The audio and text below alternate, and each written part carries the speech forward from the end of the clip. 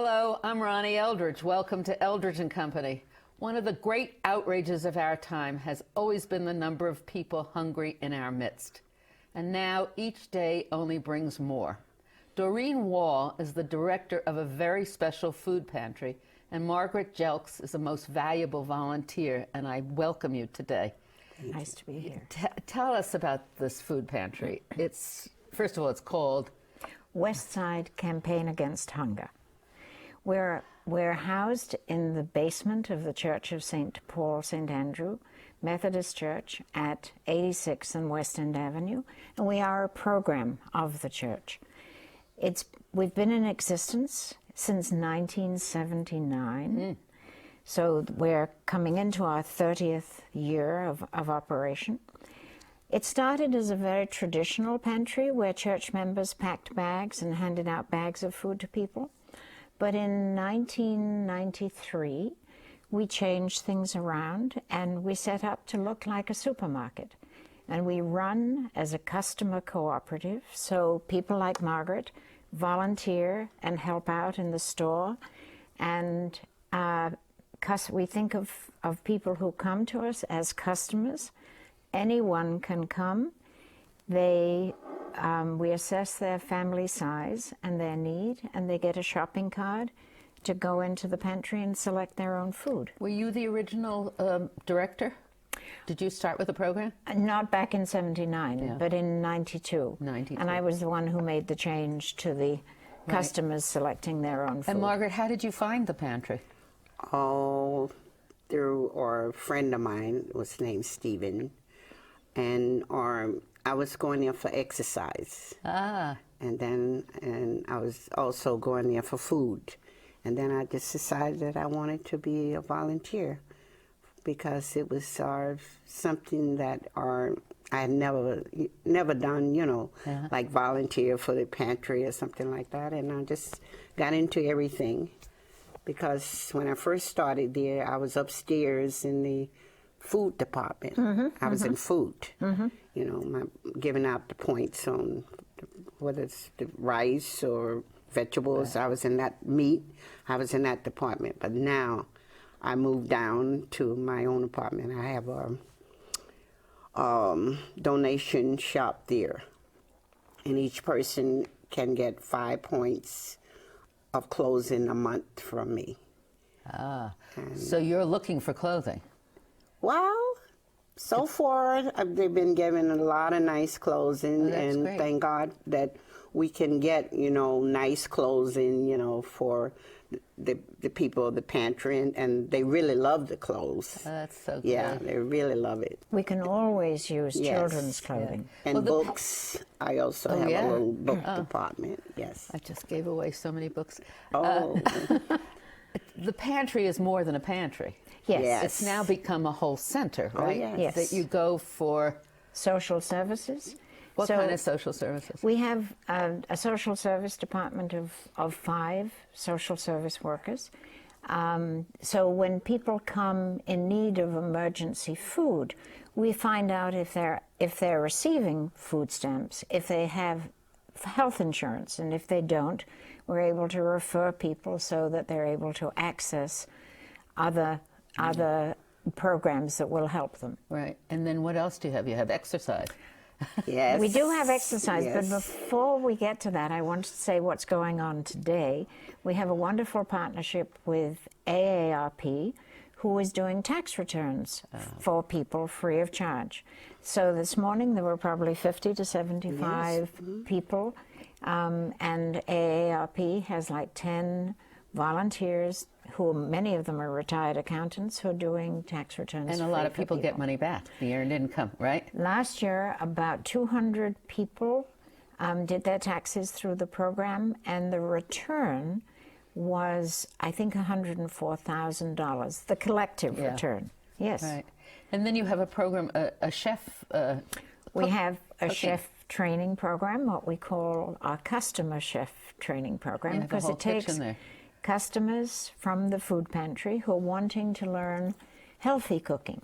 And we have 4 12-week classes a year, and they learn knife techniques, safety and sanitation, and they also learn to cook healthy meals from what's available in the food pantry. They make lunch for the volunteers and the staff and sometimes our guests on a daily basis when we're open. You said that anybody can come. How many people do come? Well, last year we had an average of 135 households a day. Now, starting in about September and then really peaking in October, but carrying through all the way, we're seeing 200 people at households a day. And that means that 200 households a day, it's not a repetitive thing each week. No, people can That's a come very once a month. So Yeah, we're once. seeing an enormous increase with the fiscal crisis, with people being laid off. We're So seeing how enormous- does that total up? It's thousands of people that come. Oh, yeah. Yeah. Right. And your budget? Well, the budget stays the same or shrinks, with... How do you get funding? About a third of our funding comes from government, mainly from the state health department. We're considered a nutrition program. We get some money from the city. We get a little bit of money from the federal government. Then another third comes from foundations.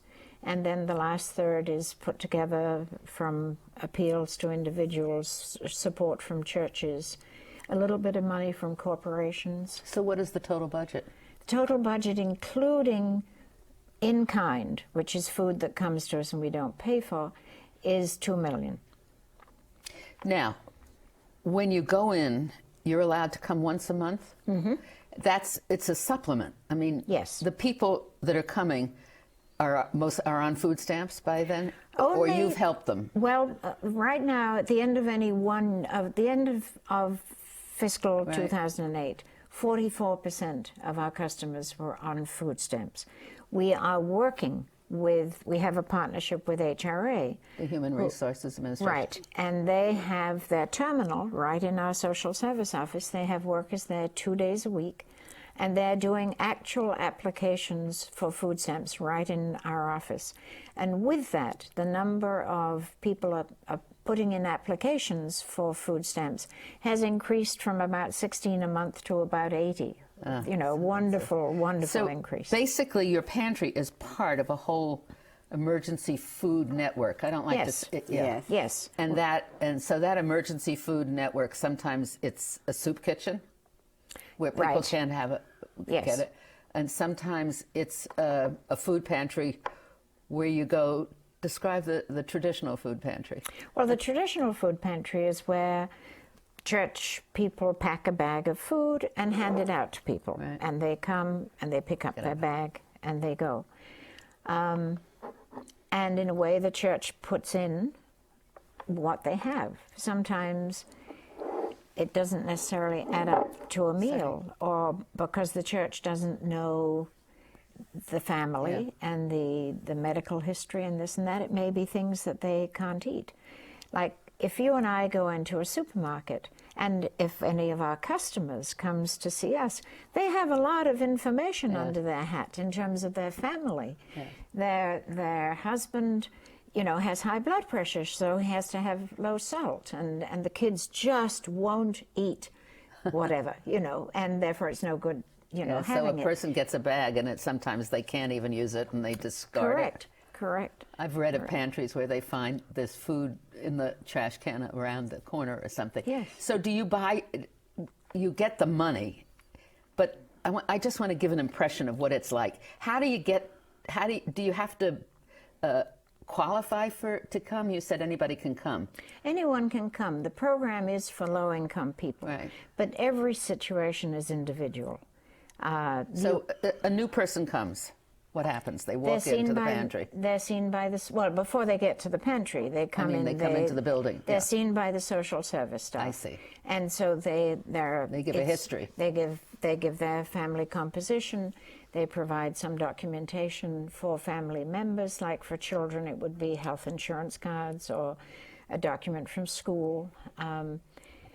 Or it could be from the housing authority if they have housing, with the city housing. And then the social worker will also find out if they're receiving food stamps, if they're covered by health insurance, what some of their other needs are, and we have all sorts of partnerships and to be able to refer people on. But then they will be given their shopping cart and they'll go into the pantry. But they get a card. Yes. And let's explain that card. It's a little complicated. It's based on, it's a card about this size, and we have it in a plastic envelope, so you can see it through the envelope. And it's based on the food pyramid. So a card for one person, a household of one, gives 3 pounds of food in the 5 sections of the food pyramid: grains, proteins, vegetables, fruits, and dairy. And in the pantry, we make a point of having fresh vegetables and fresh fruits as well as canned. We have one whole set of shelves with low salt items. And we have canned meats and we have frozen meats. So we try and get the widest range. In the bean area, you can illustrate it. We have black beans and red beans and green beans and garbanzo beans and, everything. So people are going to be able to find what they can use. And where do you with the money that you get from the state and the foundations and everything, where do you buy the food? Most of our food is bought from the food bank of New York So City. that's, in a way, the base of the emergency food network. The food bank is up there at Hunts Point. Looks just like one of these enormous wholesale food companies, but it is not for profit. They actually provide food to, I think it's 800 pantries and 400 meal programs. So they're distributing food to about 1,200 programs. Do you go up there and buy it, or do they just send No, it? it's all computerized. You do ordering. We order on the computer. Right. And they deliver regularly to us on Tuesdays at 7 o'clock, where we get the first truck. That's why you're closed on Tuesday. We're closed on Tuesdays because that's when The food comes in. food comes in, volunteers, and the volunteers come in and work, right? and bring it all in. I mean, we get a whole big truckload of food. Yeah. That takes a lot getting it in. What's it like to be head of a department? Oh, I feel good about being the head of my department because nobody get along with me as well as Miss Carrie or some other person. So they don't find me easy, so I don't know. But I'm also, I work in the bread on Tuesday because that my shop is closed on Tuesday. That's right, 'cause Unless nobody's coming in. So I work with the bread on Tuesday, bagging the bread. But for the last about a month, I haven't worked with the bread because we have a missionary come in. The girls from the missionary come in, and they bag the bread. So we have to find something else for you to do. No, You I always do my can do it. plants. I hide in the closet. How often do you come down? She cleans up. Me? Yeah. Every morning. Every morning. Yeah, I used to get there like 6:45 and 7, but here recently I've been coming like 7:30, 8, but I go every day. That's wonderful. Yeah. So what is it that we have so many people that need food? What is it? Well, of course, now there's the increasing unemployment. Right. But let's go back to one other point before we start.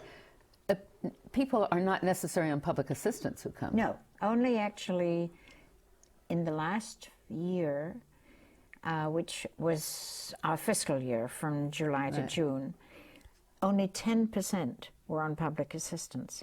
Now that was a drop from more like 17 or 18%. Is that because of the system? Yeah, we're looking at that and wondering what's causing that.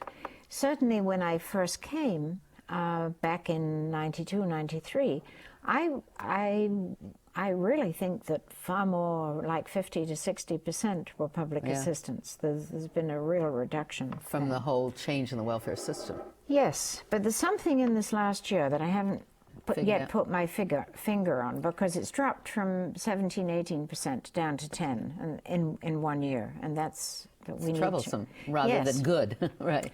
Yeah. going back to before the recent financial crisis, 20% of New York City residents were living below the poverty line. This is an enormous proportion of people living on really low It's so low. income. It's amazing that it's only 20%. I mean, what That's is right. the poverty line? It's like... Is it 16,000 for a family of three? Is it something like 12,000 or something or less for a family person, a single person, 11,000? I don't know. Yeah, unfortunately, we don't know the numbers. We'll have to come back and get them. But anyway, right. So there's a lot of the good times economically of the last 10 years have not come down to the working class, the middle class and working people. Their incomes have not kept up with the rising costs of rent and food. And so they turn to emergency food programs. And now we have the layoffs with this fiscal crisis. And so this is where we're seeing a 40 to 50% increase in the number of people coming in each month. does it mean that the food stamp allotment is not enough for families?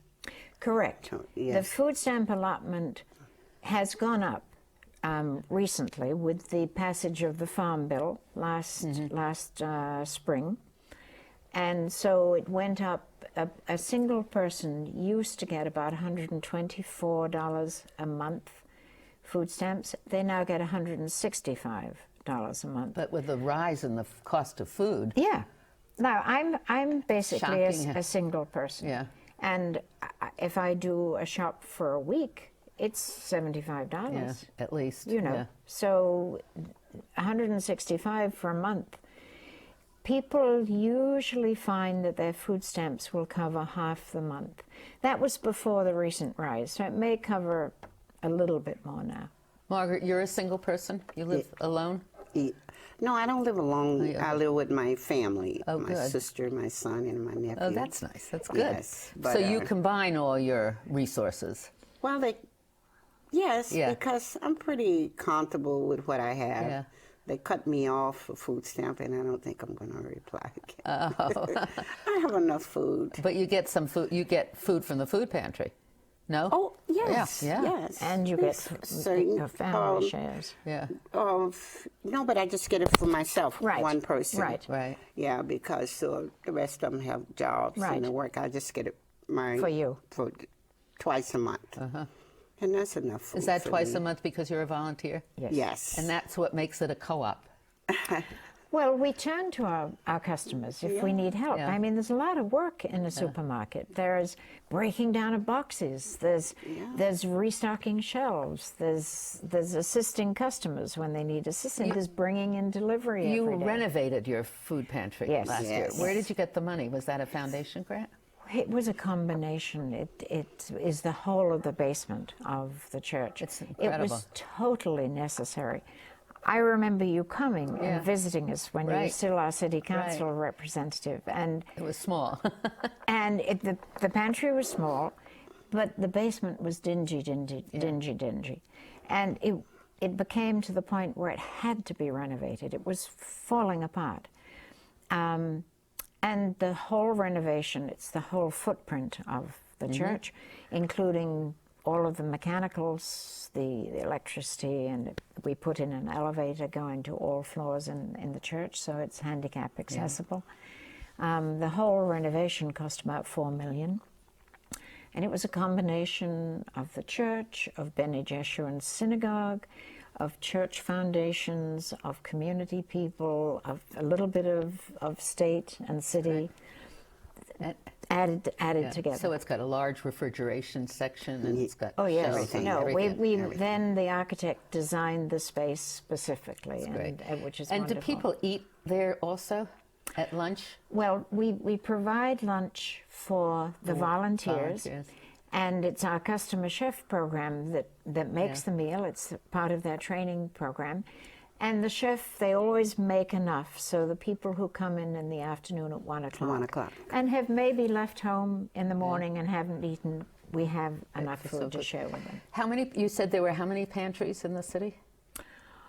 There are at least 800. There are 800 that the food bank delivers to, and there are more than that. How many people do they estimate are, what's the expression they use, food Insecure. food insecure in this country? It's like 300, how many is it? I don't have Millions that finger. and millions yes, of people. It's millions. Food insecure means that you're either hungry or you're on the brink of being hungry. Being hungry. Right? That you experience that Yeah. within Right. a month's time. It's We have, I mean, the stories that we're hearing from customers now, the majority of our customers will have experienced not having sufficient food to provide their family in the last month. 52% of people coming to us are families with children. So it's the parents and the children together make up more than half. Another large percent are the elderly. We count elderly as people over 60 because we see a lot of immigrants. Yeah. And low-income people age earlier than higher-income people. So we count elderly as over 60. And I think the percent we have now is like 16% of all of our customers are elderly. And there are people who also could go for hot lunch programs. Yes, but that's lunch. Yeah. 1 o'clock. Not, right. 1 o'clock. Each day, Yes. 1 o'clock. Yeah. Do undocumented people, can they get food stamps? No. If somebody's undocumented, they cannot. If their children are born in this country, then their children can. But sometimes an undocumented... Manage to get some food. No, sometimes an undocumented parent is very wary of applying for food stamps for their children in case Yes, they are and they find deported. out who they are. Yep. There is money for more food stamps in the stimulus package proposed by both houses. Right. And it's really interesting that it's considered the food stamps and the extension of unemployment insurance are considered the most effective immediate stimulus to the Fastest. economy. Absolutely. And that's because people will get more food stamps. They'll be able to buy more food. They spend it straight away. It And it comes goes right back into into the the economy. Yes. And it's an amazing And it's kind of federal thing. money. It is coming federal into money, the and it's city been. and Is state. this administration has not been as hostile to food stamps at all, has it? The Bloomberg administration, no. The previous The Giuliani administration was horrible. unbelievable about it. Unbelievably horrible. And it's a federal cost. I mean, it has nothing to do with city money. Right. And they resisted it right to the end, didn't they? They thought of it as welfare, and he was trying to reduce the number of people on welfare. And it's not welfare, it's a nutrition program. It always started out as a nutrition program. Yeah. It's a food pantry at 86th Street, but you're part of a larger community. Mm-hmm. Tell me how you lobby or what you do to get more money or more attention to the fact about hunger. Well, we are funded in small amounts of money by all of our representatives, and we're in close touch with them.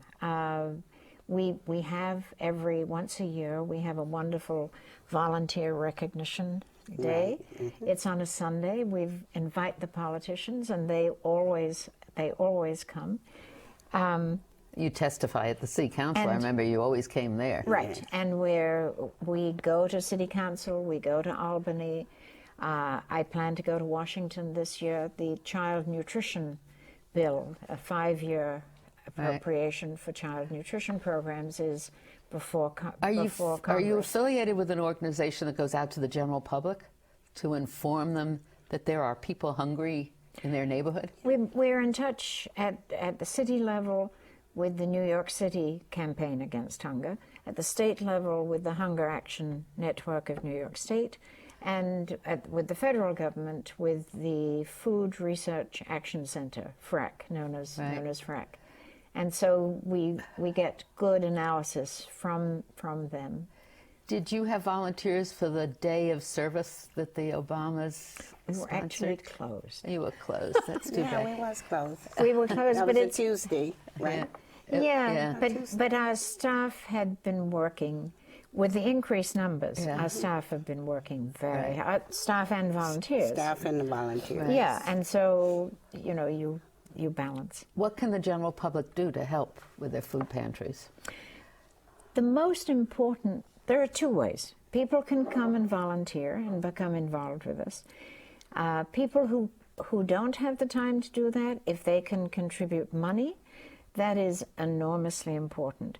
It's much more important to contribute money than to organize a can drive. And I'll give an example. If I take a shopping cart for a household of 3, and I go around with my shopping cart in our pantry and I select the items, and I then check on what this has cost from the invoices that have come in, it costs $35. I've taken that same shopping cart to Gristedes at 86th and Broadway. I did this in September. I selected from Gristedes shelves the same or closely parallel items. It came to $104. So if somebody gives me $10, I can buy $30 worth of food. You know, why? Yeah. So people going to the stores and paying for a can and bringing it to us is labor intensive, and it's not the most effective thing to do. So Margaret, not only do people get the assistance with food, they get the assistance with their soul, right? Oh, yes. Yeah. We call it a job. You know, like someone said the other day, Margaret better hurry up and come get a job.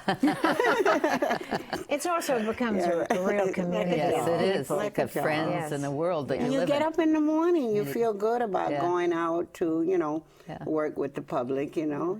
You have a few, like, maybe they, you know, might not be quite as happy that morning, but you try to deal with it, you know. Well, we've come to the end of our half hour. So I hope our listeners and viewers will send some contribution to your organization. We're going to put the website on. It's WSCAH.org, and click on donate, and then donate. Right. Thank you very much. Thank you. Thank you.